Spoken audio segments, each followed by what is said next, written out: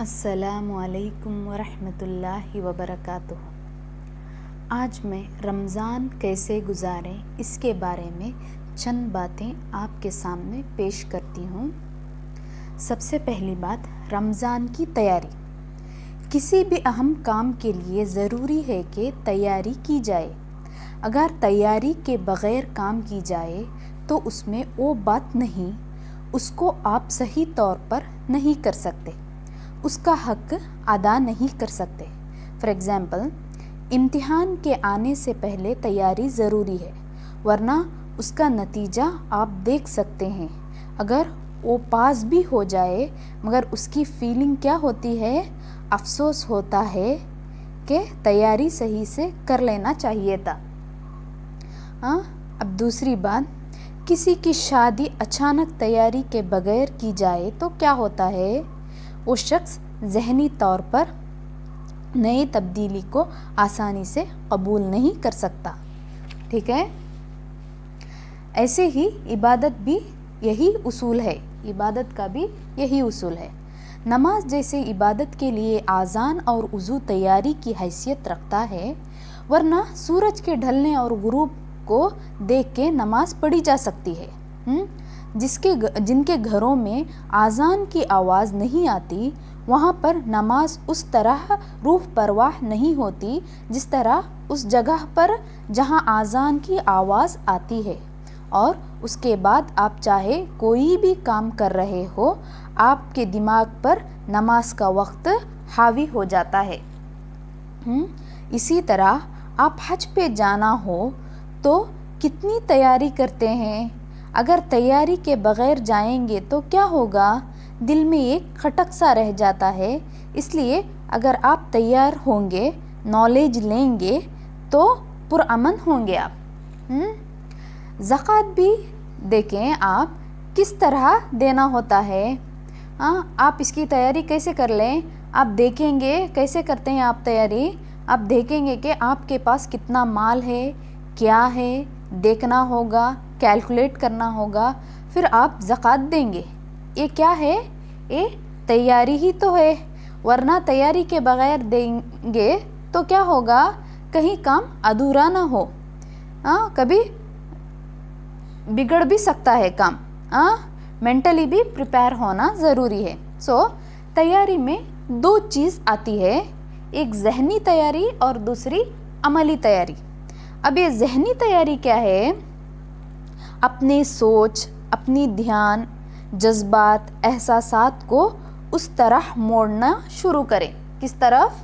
روزوں کے، رمضان کے طرف موڑنا شروع کریں۔ اب عملی تیاری کیسی ہے؟ اس میں یہ کہ آپ کو معلوم ہے کہ آپ کو رمضان میں عملی طور پر تیار کیسے ہونا ہے۔ آپ کو معلوم ہے کہ آپ کو رمضان میں کتنی ریشن چاہیے۔ جیسے گھریلو خواتین ہیں، جو بھی عید کے کپڑے ہو یا جو بھی ہو، افطاری کرانی ہے، زکوٰۃ دینا ہے، صدقہ خیرات کرنا ہے، وغیرہ وغیرہ۔ اس کی تیاری عملی طور پر کی جانی چاہیے۔ اگر بیٹھ کے اس کے بارے میں ڈسکشن کر لے، ٹائم ٹیبل فالو کرے، اس کو رمضان کے پہلے تیاری کر لے، اس سے آسانی یہ ہوگی کہ کام شروع ہوگا تو آپ کام ڈے 1 سے شروع کر دیں گے۔ اگر آپ تیار نہیں ہوں گے تو رمضان سوچ بنانے میں ہی گزر جائے گا۔ اب ہمارے خواتین جو ہے ان کو کیا کرنا چاہیے؟ ایک بیسٹ طریقہ ہے رمضان کو پریپیئر کرنے کے لیے، رمضان عبادتوں میں گزارنے کے لیے یہ ایک بیسٹ طریقہ ہے خواتین کے لیے کہ آپ جو بڑے پیمانے میں جو بھی آپ کو راشن چاہیے ہوگا، جو بھی عید کے کپڑے چاہیے ہوں گے، جو بھی زکوٰۃ کا کیلکولیشن ہے دینا ہوگا، اور افطاری کرانا ہو کس کا، اس کا پریپریشن آپ ایک نوٹ پیڈ میں لکھ لیں۔ سب پریپریشن بنا کے رمضان سے پہلے بنا کے رکھیں۔ یہ پریپریشن کب کریں؟ آپ رمضان سے پہلے کریں، تاکہ اس میں کیا ہوگا، کیا فائدہ آپ کا ہوگا کہ رمضان آپ صرف عبادتوں میں گزار سکتے ہیں۔ ورنہ کبھی کبھار ایسا ہو جاتا ہے کہ ہمیں آخری عشرہ جو ہے ہم لوگ کس میں گزارتے ہیں؟ ہمارے گھر کے ڈیکوریشنز میں، شاپنگس میں، کپڑے خریدنے میں نہیں، یہ کام نہ کرے، بلکہ یہ سب تیاری رمضان سے پہلے کر لیں تاکہ آپ رمضان میں صرف عبادت کو وقت دے سکیں، عبادت کے لیے وقت گزار سکیں، عبادتوں میں وقت گزار سکیں۔ اب دوسرا اس میں کیا آتا ہے، چھوٹا سا ایک کارڈ لے لیں آپ، اور جو بھی کام ڈیلی کرنی ہے کہ کیا سب ڈیلی روٹین میں کیا سب کرنا ہے، سب سے پہلے صبح کیا پڑھنا ہے، تسبیحات، کوئی بھی ذکر خاص ہو تو ان سب کو لکھ کر رکھ لیں۔ صبح کے روٹین میں آپ کو کیا سب کام کرنا ہے، دوپہر کے وقت کیا کرنا ہے، شام میں پریپریشن کب کرنا ہے، جلدی جلدی آپ کا جو افطاری کی تیاری ہے وہ کر لاسٹ کا وقت جو ہے وہ قرآن کی تلاوت اور دعاؤں میں گزاریں۔ یہ سب آپ ایک لسٹ بنا کے، ایک کارڈ میں آپ ایک لسٹ بنا کر رکھ لیں۔ اس سے کیا فائدہ ہوگا آپ کو، وقت ضائع نہیں ہوگا، آپ کا وقت درست عبادت کے لیے آپ کا وقت ہوگا، آپ کا وقت ضائع نہیں ہوگا۔ اور رمضان سے پہلے ہی یہ کام کر لے کہ گھر کی صاف صفائی کر لے، جائی نماز کو دھو کے رکھ لے، گھر کی صاف صفائی کر لے، عید سے بڑھ کے رمضان کے لیے تیاری ہو جائے، یعنی جیسا عید سے بھی بڑھ کر رمضان کے لیے، رمضان سے پہلے رمضان کے لیے تیار ہو جائیں آپ۔ پھر دعائیں ہیں، اس کا بھی ایک آپ نوٹ پیڈ بنا کے رکھ لے، رمضان میں کون سے دعائیں، کب کب کیا کیا دعائیں پڑھنا ہے، اس کا ایک لسٹ بنا کر آپ ایک طرف رکھ لیں، تو آپ کو آسانی ہوگی۔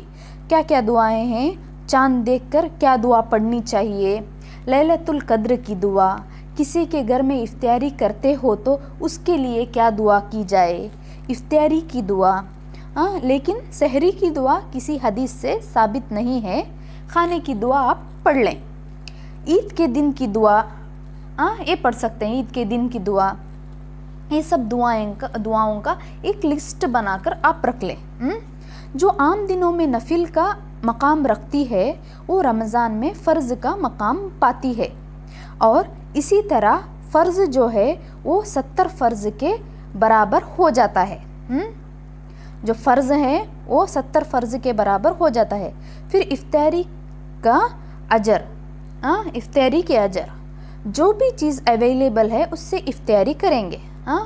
بڑا کھانے پینے کی چیزوں میں وقت ضائع کرنا، عجیب آئٹمس بنا کر اس میں ٹائم ضائع کرنا، ایسا نہ کرے، بلکہ سمپل طریقے سے کھائیں، کھانے کے لیے منع نہیں ہے، مگر ٹائم ضائع نہ کرے، ایسے سب چیزوں میں ٹائم، وقت کو ضائع نہ کریں۔ رمضان کھانے پینے میں نہیں گزاریں، رمضان بلکہ عبادتوں میں گزاریں۔ اوکے، افطاری پارٹیز، اس سے مراد افطاری پارٹیز وغیرہ کرنا نہیں ہے، بلکہ کرنا ہے کسی کے افطاری کو بلائیں، یا آپ اپنے گھر میں بلائیں، یا آپ کسی کے گھر میں افطاری کو جائیں، وہاں پر کیا آپ کا اصول ہونا چاہیے، دعائیں ہیں، ان کے گھر میں افطاری کرے تو کیا دعا پڑھتے ہیں، دعائیں ہیں، زیادہ سے زیادہ آپ عبادتوں میں اپنا وقت گزاریں، اپنے لیے وقت گزاریں عبادتوں میں، ورنہ کسی کے گھر جا کے کھا پی تو دوسرے ٹائم میں بھی سکتے ہیں۔ افطاری کی بات نہیں کر رہی ہوں میں، بلکہ دوسرے بھی باتیں ہیں، مگر آپ اپنا وقت زیادہ سے زیادہ عبادتوں میں گزار لیں۔ پھر بات آتی ہے سرونٹس کی۔ سرونٹس میں، گھر میں جو سرونٹس رہتے ہیں، سرونٹس کا خیال رکھا جائے، ان کے اوپر ایسا بوجھ نہ ڈالا جائے، ان کے سحری افطاری کا خیال کریں اور ان کو بھی عبادت کرنے کا موقع فراہم کیا جائے۔ ٹھیک ہے، سرونٹس کا بہت سے خیال رکھا جائے۔ پھر ذاتی کام میں روزہ رکھنا، اپنے لیے جو روزہ رکھتے ہیں ان کے لیے ہر چیز کا عمل کرنا، روزہ رکھ کے ہر چیز کا عمل کرنا، ہمارے سیلف کے لیے ہے، صرف روزہ رکھنا نہیں، اپنی زبان کو اور اپنے برے لہجے کو بھی روزے میں دے دے۔ روزہ یعنی اپنے آپ کو روکنا، اپنے برے لہجے کو، اپنے زبان کو بھی روزے میں دیتے۔ حدیث میں آتا ہے کہ جس نے روزہ رکھے جھوٹ بولنا نہ چھوڑا، لڑائی جھگڑا، فوج گفتگو، ان چیزوں میں نہ روکا، چیزوں سے اپنے آپ کو نہ روکا، تو اس کا روزہ نہیں، روزہ صرف بھوکے پیسے رہنے کا نام نہیں۔